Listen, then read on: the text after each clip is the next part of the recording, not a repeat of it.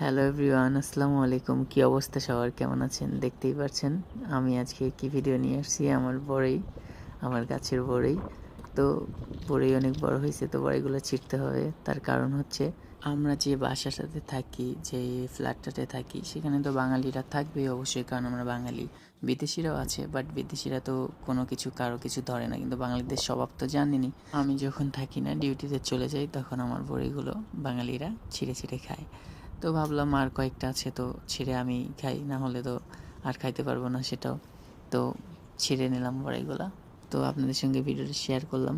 তো দেখেন, ভিডিওটা দেখতে থাকেন। এই যে দেখেন, বড়িগুলো তেমন বড় সাইজ হয়নি, তার কারণ এখানে তো টবেতে বেশি মাটি নেই উপরে। তো অতটুকু টবের মধ্যে যতটুকু হয়েছে আলহামদুলিল্লাহ অনেক সুন্দরই হয়েছে। এই যে দেখেন আমি ছিঁড়তেছি। তো এখানে অনেকগুলো বড়ি হয়েছিল, 50টার উপরে হয়েছিল, কিন্তু এতগুলো নাই, সব ছিঁড়ে খেয়েছে মানুষ। তো এই কয়টা আছে, মনে হয় 7-8টা আছে। তো এই কয়টা আমি ছিঁড়তেছি ছিঁড়ে।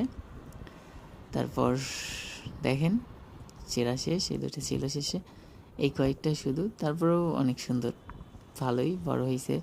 তো অনেক মিষ্টি ছিল বড়িগুলো, আমি খেয়ে দেখছি, অনেক সুন্দর হয়েছে। এত উপরে যে আমি লাগাইছি, এতটুকু টবের মধ্যে হয়েছে, এটাই আলহামদুলিল্লাহ। তো ভিডিওটা কেমন হয়েছে জানাবেন। আল্লাহ হাফেজ, টাটা।